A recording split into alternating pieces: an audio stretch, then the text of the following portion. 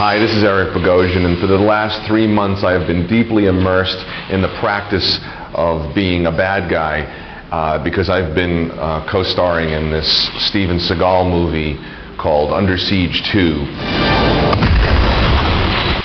And I had to really make a study out of how to be a bad guy. I watched a lot of movies because I wanted to make sure that the bad guy I was playing was a really, really good bad guy.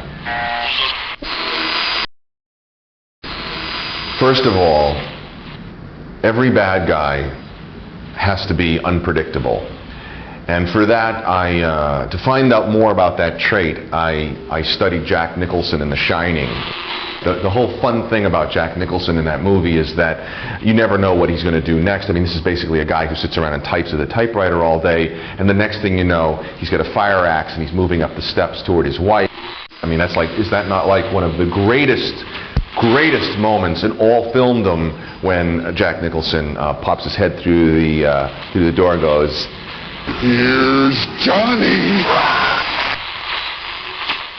It's the laughing is really key.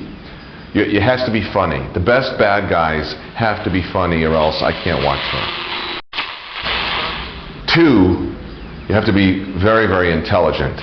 And Anthony Hopkins, of course, is the master of masters. You think about how he's first seen in Silence of the Lambs, and the camera's tracking down past all these jail cells, and there's guys like jerking off and all this stuff in the cells, and then you come down and he's just standing there. And he's not standing there like trying to be heavy. He's not standing there trying to be like, I'm like the most intense guy you ever saw, but he's just kind of like... And for some reason that's just incredibly chilling.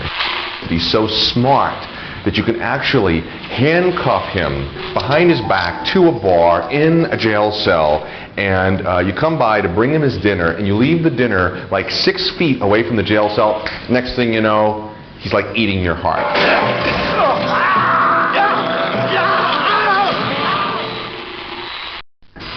3, you have to have a gimmick. Everybody has a gimmick. Everybody has something that, like, so the audience can really get straight, like, who this guy is. Like Pinhead. We'll tear your soul apart. You figure you meet that guy in the street, you walk down the street, you run into a guy with a lot of pins stuck in his face, you remember the guy. You're not going to forget that guy. Very, very important to have a gimmick. My bad guy has bad taste in clothing. That's sort of my hook. I went into a wardrobe, I looked at all the ties, I found the most horrid tie that you could pick out, and I wore it because I thought to myself, this is a psychotic tie. Only a psychotic person would wear a tie in this incredible bad taste. Number 4, every bad guy has to have a background. And I had to actually go outside of the movies to really find my true bad guy. And I went to Lobo. I don't know if you read comic books or not, but Lobo has this wonderful background as a bad guy. He got mad at everybody on his planet and he killed everybody, all 4 billion people, and that's how he started his life. In this movie, I play Dane. I'd like to call your attention to the highly trained men with the automatic weapons. They may be called upon to shoot you. Dane has an attitude toward killing people, kind of like an 8-year-old has toward, burning ants with a magnifying glass. It's like, it's interesting. 5, you have to be pleasant. It's very important to be a pleasant bad guy.